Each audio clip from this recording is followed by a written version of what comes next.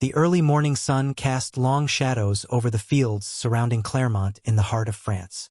It was the year 1095, and the world seemed poised on the precipice of divine intervention or utter chaos. Across Western Europe, whispers of a grand call to arms had grown louder.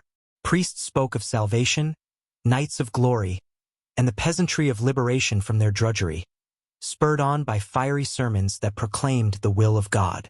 Pope Urban II, a man of unshakable conviction, had issued the clarion call. The Holy Land, held in the iron grasp of the Seljuk Turks, must be reclaimed. Jerusalem, the navel of the world, yearned for deliverance. In a crowded square, a weathered knight named Edric listened intently to a preacher's fervent words. Edric was no stranger to bloodshed. The battles he had fought on behalf of his lord had hardened his spirit, but they had also left his soul in turmoil. The preacher spoke of absolution, promising that those who joined the crusade would have their sins wiped clean. The allure of forgiveness was irresistible to a man burdened by years of moral ambiguity. When the preacher raised a cross high above his head, the crowd erupted in cheers. Edric found himself swept along by the tide of humanity. Before the day was over, he had taken the vow and sewn a cross onto his tunic. The Crusades were not merely a response to the Seljuk advance into Byzantine territory, nor solely a quest to reclaim Jerusalem. They were a manifestation of the restless energy that had come to define Western Europe after centuries of internal strife and invasions. The feudal system, rigid as it seemed, was fracturing under the weight of economic growth and a burgeoning population. The ideals of chivalry were evolving, intertwining with a religious fervor that promised eternal rewards for temporal sacrifices. Men like Edric, who had once fought for land or lord, now found themselves driven by something greater, or so they believed. As the Crusaders marched eastward, the roads swelled with a motley crew of participants. Knights in gleaming armor rode alongside penniless peasants armed with makeshift weapons. Merchants saw an opportunity to profit, while clerics sought to guide the spiritual fervor of the masses. Among them was Isabel, a nun who had defied her abbess's wishes to join the crusade. Isabel was no zealot. Her faith was tempered by a profound empathy for the suffering she saw in her monastery's infirmary. She hoped to bring healing to the wounded, both in body and spirit, and to witness firsthand the land where Christ had walked. The journey to Jerusalem was arduous. Disease and starvation claimed more lives than the enemy's blade. Edric and Isabel crossed paths near Constantinople, where the Byzantine Emperor Alexios I Komnenos struggled to contain the unruly Westerners within his city's walls. Despite their differences in rank and purpose, Edric and Isabel formed an unlikely bond. She saw in him a man wrestling with his demons, while he admired her quiet strength and unwavering compassion. As they traveled deeper into enemy territory, the Crusaders encountered a world both alien and familiar. The cities of the Levant, with their bustling markets and intricate architecture, were a stark contrast to the wooden fortresses of Europe. The Muslims they faced in battle fought not only with swords but with strategies that often outmatched the Crusaders' brute force. Yet the Crusaders pressed on, driven by the conviction that they were instruments of God's will. The siege of Antioch was a turning point, both in the crusade and in Edric's journey. The months-long ordeal tested the Crusaders' resolve as hunger and disease ravaged their ranks. Edric found himself questioning the righteousness of their cause as he witnessed atrocities committed in the name of faith.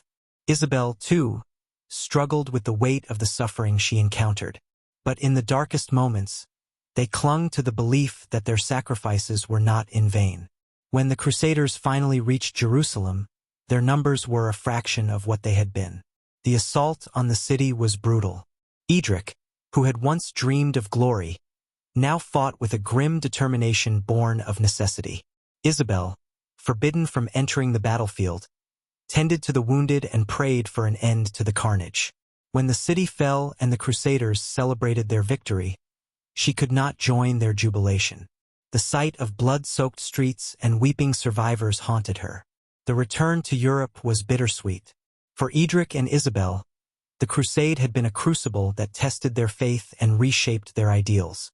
Edric, once a man of violence, now sought a life of peace, dedicating himself to protecting the vulnerable. Isabel, her faith in the church shaken but not broken, returned to her monastery with a renewed sense of purpose. She began advocating for a more compassionate Christianity, one that emphasized love over judgment. The Crusades left an indelible mark on Western Europe, not only in terms of political and economic changes but also in the realm of religious ideals. The concept of holy war, once foreign to Christian theology, became entrenched. Yet alongside this came a growing emphasis on personal piety and reform. Monastic orders such as the Cistercians rose to prominence, advocating a return to simplicity and spiritual devotion. The experiences of people like Edric and Isabel, though less heralded than the deeds of kings and knights, reflected the profound transformations taking place in the hearts and minds of ordinary Christians. And so, as the dust settled and the echoes of the Crusades faded, a new era began to dawn.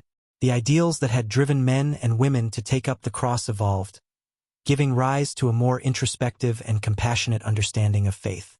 The journey to Jerusalem, it seemed, had reshaped not only the map of the world but also the landscape of the soul.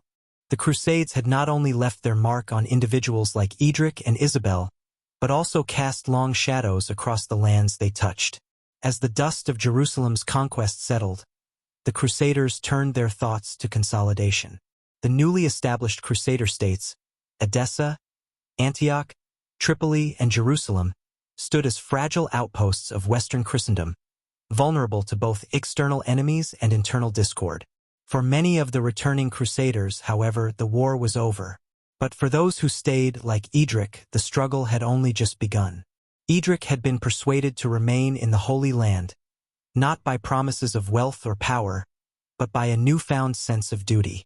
He joined the Knights Hospitaller, an order that combined martial prowess with charitable service, tending to pilgrims and guarding the roads to Jerusalem. Isabel, meanwhile, returned to her monastery in France. The quiet halls of her convent offered solace, but the horrors of the crusade lingered in her mind. She found herself questioning the Church's teachings and seeking answers in the Scriptures, where she discovered a faith that was both simpler and more profound. As the years passed, the echoes of the First Crusade rippled through Western Europe. The successes in the Holy Land inspired a renewed vigor in Christendom. Pilgrims flocked to Jerusalem, spurred by tales of miraculous victories and holy relics. The idea of a penitential journey, undertaken not for worldly rewards but for the sake of one's soul, spread across the continent. Monastic orders like the Cistercians and the Premonstratensians rose to prominence, emphasizing simplicity, humility, and devotion. Isabel became an advocate for these ideals. Through her writings and teachings, she encouraged her sisters to embrace a more personal and compassionate form of Christianity. Her voice reached beyond the convent walls, inspiring lay people to reevaluate their faith. She became a quiet but powerful force for change, embodying the spiritual renewal that was sweeping through Europe.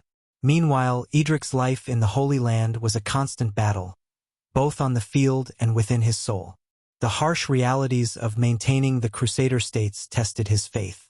The Knights Hospitaller fought skirmishes against Muslim forces, negotiated uneasy truces, and struggled to maintain the fragile alliances that held the region together. Edric formed deep bonds with his fellow knights, men who shared his burdens and his doubts. They debated the morality of their mission, questioning whether their actions truly served God's will or merely the ambitions of earthly rulers. The rise of new religious ideals was not limited to the monasteries or the battlefields. Across Europe, lay movements like the Waldensians and the Beguines began to challenge the Church's authority. These groups emphasized personal piety and direct engagement with Scripture, often rejecting the wealth and power of the institutional Church. Though many of these movements were eventually suppressed, they reflected a growing hunger for spiritual authenticity. Isabel, too, found herself at odds with Church authorities. Her calls for reform were met with suspicion, and she was summoned to answer charges of heresy. Though she defended herself eloquently, the experience left her disillusioned with the Church's hierarchy. She retreated to a small hermitage, where she continued her work in secret, writing treatises on the nature of God's love and the need for compassion in all things. Edric's journey took a different turn. During a ceasefire, he met a Muslim scholar named Yusuf, who challenged his understanding of faith and war. Yusuf spoke of the shared heritage of Abrahamic religions and the need for coexistence. Their conversations left a profound impact on Edric, who began to see his enemies not as infidels but as fellow seekers of truth. When his term of service ended, Edric chose not to return to Europe. Instead, he settled in a small village near Jerusalem, where he devoted himself to farming and helping others, regardless of their faith. The Crusades had unleashed a torrent of change. The infusion of Eastern knowledge and culture into Europe sparked a renaissance of learning. Universities flourished, fueled by translations of Greek and Arabic texts. New philosophical and theological ideas emerged, challenging the rigid dogmas of the past. Isabel's writings, though modest in scope, became part of this intellectual ferment, influencing a new generation of thinkers. Yet the legacy of the Crusades was not without its dark side. The violence and fanaticism they engendered left deep